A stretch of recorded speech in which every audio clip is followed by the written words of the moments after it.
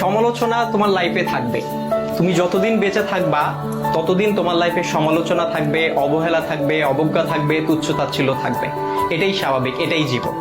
তবে এই যে সমালোচনার, এই যে তুচ্ছ-তাচ্ছিল্যতা, এই যে অবজ্ঞা, এই যে অবহেলা, এই বিষয়গুলোকে খারাপ লাগার দিক হিসেবে নিলে হবে না। এগুলোকে তোমার অনুপ্রেরণা হিসেবে নিতে হবে।